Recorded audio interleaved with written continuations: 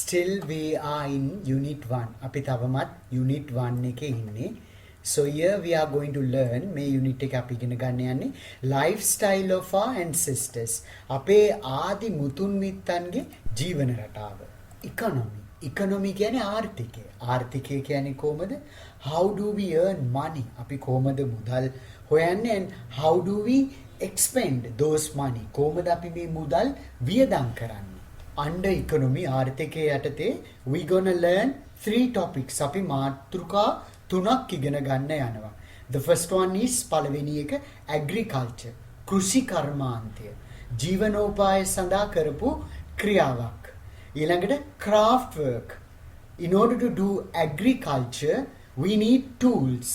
කෘෂි කර්මාන්තය කරන්න වගා කරන්න අපිට ආයුධ උපකරණ අවශ්‍යයි. So we need craft work.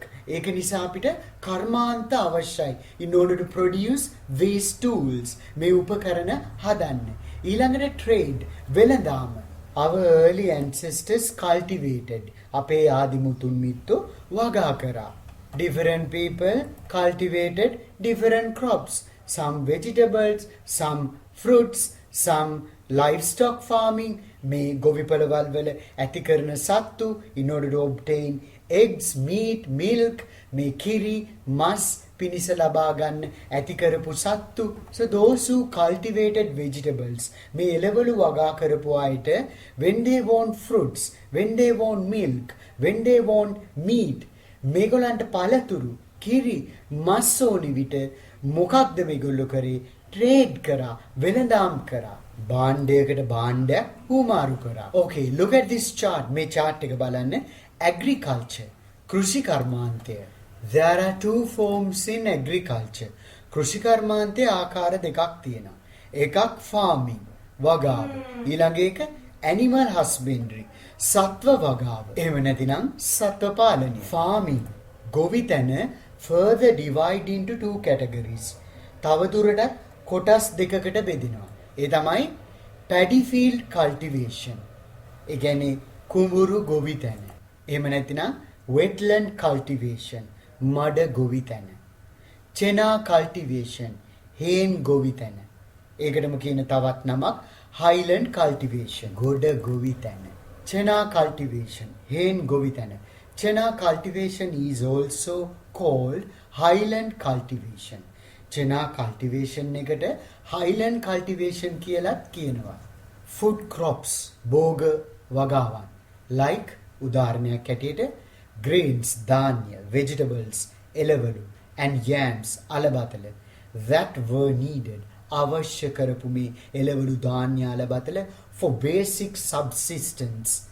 එදිනෙදා ජීවනෝපාය සඳහා එදිනෙදා ජීවත් වෙන්න were cultivated. මේවා වගා කරේ එදිනෙදා ජීවත් වෙන්න අවශ්‍ය කරන එළවලු ධාන්‍ය අලබතල වගා කරේ in chenas. ඒ කියන්නේ හේන් ගොවිතැන් වල තමයි හේනේ තමයි වගා කළේ. chena cultivation was done using rain water. හේන් ගොවිතැන සිදු කරේ වැසි ජලය භාවිතයෙන්. chena cultivation is considered මේ හේන් ගොවිතැන සලකනවා to be the oldest method of cultivation in the world. ලෝකයේ පැරණිතම වගා ක්‍රමය හැටියට සලකන්නේ හේන් ගොවිතැනයි. In Sri Lanka, ලංකාවේ to ලංකාවෙත් chena cultivation is a very old method of cultivating crops. ලංකාවෙත් භෝග වගා කරන පැරණිම ක්‍රමයක් තමයි හේන් ගොවිතැන. එහෙම නැතිනම් හේන් වගාව. හේනක් කියලා කියන්නේ මොකක්ද? A particular area of land. යම් කිසි භූමි ප්‍රදේශයක්. මේක සකස් කරලා තියෙන්නේ කොහොමද? Prepared by. සකස් කරලා තියෙන්නේ clearing some extent of wilderness. Some extent කියන්නේ යම් කිසි ප්‍රමාණයක්. Wilderness කැලෑවේ. කැලෑවේ යම් කිසි ප්‍රමාණයක් සුද්ධ කරලා තමයි මේක සකස් කරලා තියෙන්නේ. And සහ ඒ වගේම setting fire ගිනි තියලා තියෙනවා to it. ඒකට ගිනි තියලා තියෙනවා ඒ භූමි ප්‍රදේශයට. Clearing කියන්නේ පිරිසිදු කරනවා. පිරිසිදු කරනවා කියන්නේ අර ගස් කපනවා කැලෑවේ තියෙන ඒ තෝරගත්ත භූමි ප්‍රදේශේ. ඊළඟට මේ කපපු ගස් කඳන් වල ගිනි තියෙනවා. මේ කපපු ගස් කඳන් පිලිස්සුවට පස්සේ මේවා අලු වෙනවා. මේ අලු පසට පොහොරක් is called a chena. හේනක් කියලා කියනවා අපි. එතකොට හේනක් කියලා කියන්නේ අපි කැලෑවක යම්කිසි භූමි ප්‍රමාණයක් අරගෙන ඒක පිරිසිදු කරලා, ඒ කියන්නේ එතන තියෙන ගස් කොළන් කපලා ඒවා පුලුස්සලා ඒ සූදානම් කරගත්ත භූමි ප්‍රමාණයට තමයි හේනක් කියන්නේ. The chenas of the olden days. ඈත අතීතයේ හේනක් are referred to as, ඒකට අපි මෙන්න මේ නමත් භාවිතා කරනවා, සෙන් කියලා. in උම්මග්ග ජාතක. උම්මග්ග ජාතකයේ හේනකට කියන්නේ සෙන් කියලා. and as pitibib in stone inscriptions. stone inscriptions කියන්නේ සෙල්ලිපි. සෙල්ලිපි වල හේනකට කියන නම තමයි පිටබිම්. an extent of land in a forest. කැලෑවක තියෙන භූමි ප්‍රමාණයක්. usually සාමාන්‍යයෙන් one which was situated, මේ භූමි ප්‍රමාණය පිහිටලා තියෙන්නේ a little away from the homes of the farmers. farmerගේ නිවසේ ඉඳලා ටිකක් ඈතකින් was selected for making a chena. හේනක් හදන්න තෝරාගෙන තියෙනවා. ගොවියාගේ නිවසට ටිකක් ඈතින් තියෙන කැලෑවක තියෙන භූමි ප්‍රමාණයක් තමයි තෝරාගෙන තියෙන්නේ හේනක් හදන්නට. preparing of a land for a chena. හේනක් සඳහා භූමියක් සූදානම් කිරීම was done. මේක කරලා තියෙන්නේ with manual labor. manual කියන්නේ මිනිස් ශ්‍රමය, යන්ත්‍ර නෙමෙයි. either මේ මිනිස් ශ්‍රමය සිදු වෙලා තියෙන්නේ මෙන්න මේ ක්‍රම දෙකෙන් එකකින්. individually තනි පුද්ගලයෙක්කෝ, in groups කණ්ඩායමක් වශයෙන්. එක්කෝ තනි පුද්ගලයෙක් තමන්ගේ ශ්‍රමයෙන් හේනක් හදා ගන්නවා, එහෙම නැත්නම් කණ්ඩායමක් එකතු වෙලා කැලෑවක භූමි ප්‍රදේශයක් අරගෙන එලිපෑලි කරලා ගිනි තියලා හේනක් සඳහා සූදානම් කරගන්නවා. according to a story, කතන්දරයකට අනුව, that A කතන්දරය the Mahavamsa tells us. ඒතර මහවංශය කියන කතන්දරයකට අනුව 5 brothers, සහෝදරයන් 5 දෙනෙක් of a certain family. එක පවුලක, එක්තරා පවුලක සහෝදරයන් 5 දෙනෙක් who lived in the village of Niselvetiya in a colony. colony කියන්නේ ජනපදයක් named Giri. රෝණේ තිබුණ නිසෙල්වැටිය කියන ගමේ ගිරි කියන ජනපදයට අයත් පවුලක තමයි මේ සහෝදරයන් 5 දෙනා හිටියේ. during කාලය the reign of King Kavantissa. Kavantissa රජතුමා සිටින කාලයේ තමයි. got together, මේ සහෝදරයන් 5 දෙනා එකට එකතු වෙලා and cleared a forest. කැලෑවක් එලිපෙලි කරා to prepare a chena. හේනක් හදන්නට. for cultivating black gram. for cultivating වගා කිරීම සඳහා black gram කියන්නේ උඳු උල්ලට. එතකොට මේ සහෝදරයන් 5 දෙනා උඳු වගා කිරීමට තමයි හේනක් සකස් කරලා තියෙන්නේ. farmers had to toil to prepare a chena. toil කියන්නේ ගොඩක් මහන්සි වෙනවා. had to toil ගොඩක් මහන්සි වෙලා තියෙනවා ගොවියෝ හේනක් හදන්නට. in the process of cultivating a chena, හේනක් වගා කිරීමේ ක්‍රියාවලියේදී the farmer had to carry out a number of tasks. ක්‍රියාවලියන් කීපයක් ගොවියට කරන්නට සිදු වෙනවා. until the harvest කියන්නේ අස්වැන්න had been gathered. අස්වැන්න නෙලා ගන්නකම් ගොවියට විශාල කාර්යභාරයක් කරන්න සිදු වෙනවා හේනක් වගා කිරීමේ ක්‍රියාවලියේදී. the process of chena cultivation, හේන් ගොවිතැන ක්‍රියාවලියේදී involved these steps. මෙන්න මේ පියවරවල් ටික නියැලෙනවා, සිදු වෙනවා. පළවෙනි ක්‍රියාවලිය selecting a suitable land for chena. හේනක් සඳහා සුදුසු භූමියක් තෝරා ගැනීම. දෙවෙනි කාර්ය cutting down the wood. මේ ගස් කපා දමනවා. Clearing the land. භූමිය පිරිසිදු කරනවා. And setting fire to it. ඊට පස්සේ එතනට ගිනි තියනවා අර කපන ලද ගස් අලු වෙලා පොහොර වෙනකම්. තුන්වෙනි පියවර removing stumps and roots. Stumps කියන්නේ දඬු, ගස්වල දඬු. Roots කියන්නේ මුල්. මුල් තියෙන්නේ පොළව යටනේ. මේවා ඉවත් කරන්න ඕනේ. And tilling the land. Tilling the land කියන්නේ පොළව කොටනවා. මේ පොළවේ යට තියෙන පස් උඩට එනවා. උඩ තියෙන එක යටට යනවා. ඒතර උඩ තියෙන මුල්ලේම පොහොරක් වෙනවා. යට තියෙන සරු පස උඩට එනවා. A chena, hena, thus prepared. මෙන්න මේ විදියට සූදානම් කරගත්ත හේනක්. By clearing and setting fire. ගස් කපලා ගිනි තියලා to a virgin land. ඒ කියන්නේ අලුත් භූමියක්. මීට කලින් භාවිතා නොකරපු භූමියක්. is called නවදැලි හේන. ඒ වගේ එකකට තමයි අපි නවදැලි හේනක් කියලා කියන්නේ. අලුත් භූමියක් අරගෙන ඒකේ ගස් කොළන් කපලා ගිනි තියලා හදාගත්ත හේනකට තමයි නවදැලි හේනක් කියන්නේ. Which means මේකේ තේරුම a chena හේනක් that is being cultivated for the first time. ප්‍රථම වතාවට වගා කරන හේනක්. Such virgin lands, virgin කියන්නේ අලුත්. මේ වගේ අලුත් භූමි are considered, මේවා සලකනවා to be extremely fertile. Extremely fertile. අධික ලෙස සරු farming lands, වගා භූමියක් හැටියට තමයි මේ වගේ අලුත් භූමියක් සලකන්නේ. කැලෑවක තිබුණ භූමි ප්‍රදේශයක්. ඒ කැලෑවේ ගස් කොළන් වැටිලා, ඒවා දි รา පත් වෙලා, ඒවා පොහොර වෙනවා. සතුන් මෙරුණ සතුන් පොහොර වෙනවා පොළවට. සතුන්ගේ ඒ අපද්‍රව්‍ය පසට පොහොරක් වෙනවා. එතකොට මේක සරු පසක්. Look at this picture. මේ පින්තූරය බලන්න. මේකට තමයි නවදැලි හේනක් කියන්නේ. මේකට virgin land කියලාත් කියනවා. අපි තාමත් ඉන්නේ process එකේ. හේන් ගොවිතැන කියන මේ process එකේ ක්‍රියාවලියේ අයත් පියවරවල් ගැන තමයි තාම කතා කරමින් ඉන්නේ. හතරවෙනි පියවරට යන්නේ. In addition to such task, මෙන්න මේ ක්‍රියාවලින්ට අමතරව the chena farm, හේන් ගොවියා had to look after the cultivation. ඔහුට සිදු වෙනවා මේ වගාව රැක බලා ගන්න. Until the harvest had been gathered. Harvest කියන්නේ අස්වැන්න.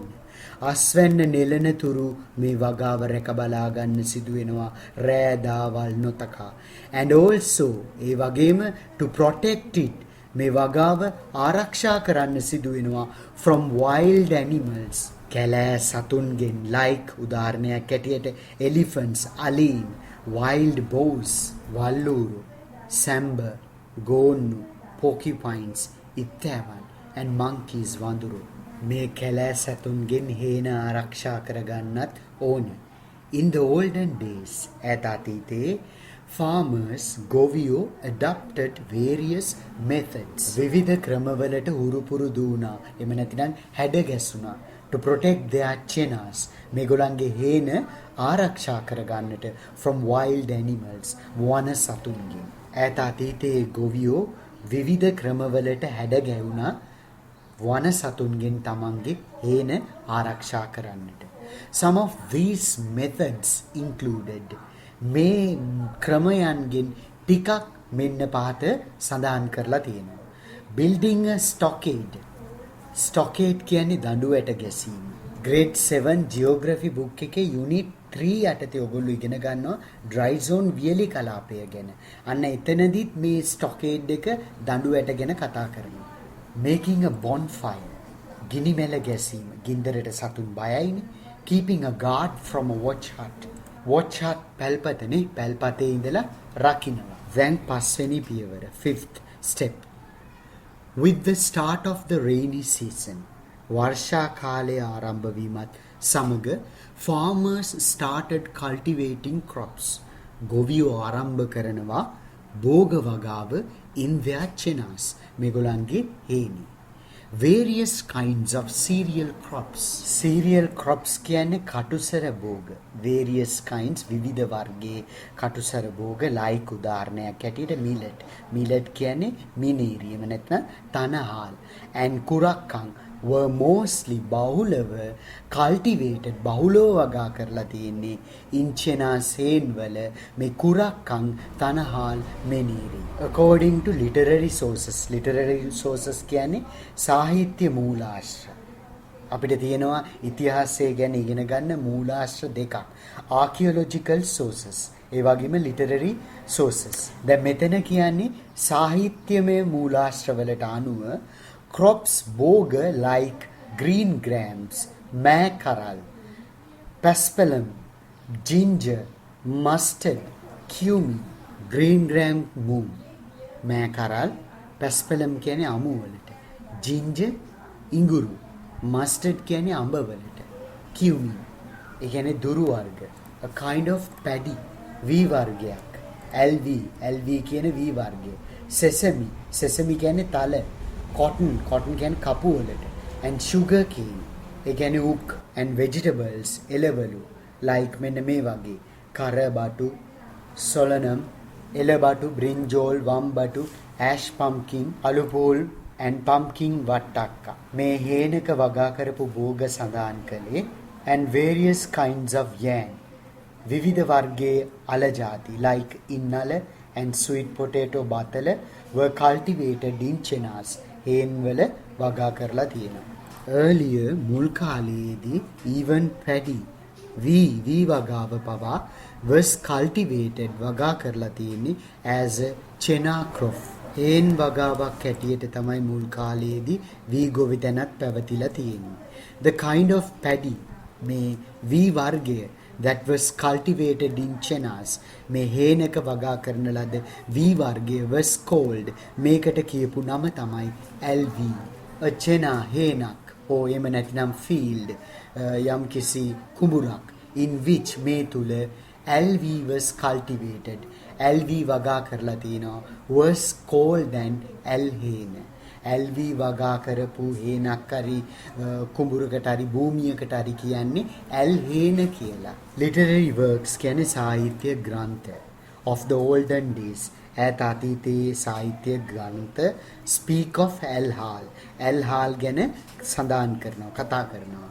The rice obtained from LV වලින් ලබාගත් බත according to an ancient book පැරණි පොතකට අනුව entitled සිහල වස්තු මේ පොතේ නම සිහල වස්තු King දුටුගැමුණු son සිහල වස්තු පොතට අනුව දුටුගැමුණු රජතුමාගේ පුතා Prince Saliya was given that name මේ සාලිය කුමරුට මේ නම ලැබිලා තියෙන්නේ because the LV harvest of the season LV harvest කියන්නේ LV අස්වැන්න නෙලන කාලේ during which the prince was born was bountiful කියන්නේ බහුලව තිබුණලු. මේ සාලිය කුමරු ඉපදුන කාලේ LV අස්වැන්න බහුලව තිබුණලු. Sali is another name for LV. Sali කියන්නේ තවත් නමක්ලු LV වලට. In the past, ඈත අතීතයේ LV was sometimes cultivated. Sometimes කියන්නේ සමහරක් වෙලාවට. ඈත අතීතයේ මේ LV වගා කරලා තිනවා in paddy fields. මඩ හේන් වල විතරක් නෙමෙයි not only in chena. කුඹුරු. මේ කුඹුරු වලත් LV වගා කරලා තියෙනවා. හේන් වල විතරක් නෙමෙයි not only in chena. රත්තල්, බිබිලියල්, ඉන්දියල් are examples for various kinds of LV. LV වලට උදාහරණ තුනක් දීලා තියෙනවා. රත්තල්, බිබිලියල්, ඉන්දියල් that were cultivated in chenas. හේන් එක වගා කරපු LV ಜಾති තුනක්. හේන් වගාව කියන්නේ එක ක්‍රියාවලියක් නෙමෙයි. not only one activity. ඒක process එකක් ක්‍රියාවලියක්. ඒ ක්‍රියාවලියට පියවරවල් තියෙනවා. so දැන් අපි ඉන්නේ 6 වෙනි පියවරේ. 6th step. A chena හේන was usually සාමාන්‍යයෙන් abandoned අතහැරලා දානවා. පාළුවට යනවා. After it had been cultivated once or twice. එකපාරක් හෝ දෙපාරක් වගා කරාට පස්සේ අතහැරලා දානවා. ඒ වගේම and the harvest had been gathered. අස්වැන්න නෙලා ගත්තට පස්සේ. ඕකේ මේක එන්න ඕනේ මෙහෙමයි. එකපාරක් හෝ දෙපාරක් වගා කරලා අස්වැන්න නෙලා ගත්තට පස්සේ අතහැරලා දානවා. ඇයි ඒ පස නිසරු වෙනවා. So in the olden days, මෑත අතීතයේ there were no chemical fertilizer. රසායනික පොහොර තිබ්බේ නැහැ. After the chena had been abandoned, හේන අතහැරලා දැම්මට පස්සේ it became an area of wood. මෙතන wood කියන්නේ කැලෑවකට. ඒතකොට දැන් මේ හේන වගා කරන්නේ නැතුව අතහැරලා දැම්මට පස්සේ මේක ආයෙමත් කැලෑවේ කොටසක් වෙනවා. Once again, ආයෙමත්. And the farmers went for another land. තවත් භූමියක්. ගොවියෝ තවත් භූමියක් හොයාගෙන යනවා වගා කරන්නට. For cultivating their crops. ඒගොල්ලන්ගේ භෝග වගා කිරීම සඳහා තවත් ඉඩමක් භූමියක් හොයාගෙන යනවා. Simple tools. සරල උපකරණ වගයක්. Like මෙන්න මේ වගේ කැත්ත. English name එක big knives. Mammoty ඒ කියන්නේ උදැල්ල. Sickles. දෑකැටි. Were used භාවිතා කරලා තිනවා in chena cultivations. හේන් ගොවිතැනට භාවිතා කරපු සරල උපකරණ තුනක් තමයි මෙතන සඳහන් කරලා තියෙන්නේ. We come across අපිට මුණ ගැසුණා various terms විවිධ වචන විවිධ විවහාරයන් in our language අපේ භාෂාවේ that were typically used සාමාන්‍යයෙන් මේව භාවිතා කරලා තියෙන්නේ related to අදාළව chena cultivation. හේන් ගොවිතැනට අදාළව විවිධ වචන අපිට මුණ ගැහුණා. උදාහරණයක් හැටියට නවදැලි හේන virgin land. Although කියන්නේ නමුත් the terms මේ වචන that were used in Anuradhapura era. මේ අනුරාධපුර යුගයේ භාවිතා කළපු වචන වුණත් are not found at present. වර්තමානයේ අද කාලේ මේවා දැක ගන්න ලැබෙන්නේ නැහැ. The following terms පාත සඳහන් මේ වගේ වචන that were used in the recent past. Recent past කියන්නේ මෑත අතීතයේදී පාත සඳහන් කරලා තියෙන මේ වචන මෑත අතීතයේදී භාවිතා කරපුවා. Are useful මේවා ප්‍රයෝජනවත් in understanding the language භාෂාව හඳුනා ගැනීමේදී language usage that relates අදාළ වෙනවා to chena cultivation. හේන් ගොවිතැනට අදාළ භාෂාව තේරුම් ගැනීමට ප්‍රයෝජනවත් වෙනවා පහත සඳහන් කරලා තියෙන වචන. So we are in page number 4 පිටු අංක 4. නවදැලි හේන නව කියන්නේ අලුත් කියන එකනේ නේ. A chena that has been prepared. නවදැලි හේනක් කියන්නේ හේනක් that has been prepared. මේක සකස් කරලා තියෙන්නේ after setting fire to a virgin land. අලුත් භූමියකට ගිනි තබා සකස් කරන ලද භූමියකට තමයි හේනක් කියන්නේ. නවදැලි හේනක් කියන්නේ. ගිනි යාතිකා shouting aloud ගෑ ගන්නවා in order to chase the animals away. සතුන් පළවා හැරීම සඳහා කෑ ගන්නවා. Before setting fire ගිනි තියන්න කලින් to the chena. හේනට ගිනි තියන්න කලින් සත්තු මරන්නේ නැහැ. Killing animals is a sin. සතුන් මරණ එක පවක්. Our ancient people අපේ ඈත අතීතයේ මිනිස්සු did not kill animals. That's why they shouted aloud. කෑ ගැව්වා. ගිනි තියන්න කලින් කෑ ගාලා තමයි සත්තු එළෙව්වේ. හැලිකට a scarecrow පඹෙක් that were made මේක හදලා තියෙන්නේ using a clay pot මැටි කලයක් භාවිතයෙන් as its head මේ පඹයාගේ ඔළුව හැටියට මැටි කලයක් භාවිතා කරලා තමයි මේ පඹයා හදලා තියෙන්නේ. ඒකට කියන්නේ හැලිකටා කියලා.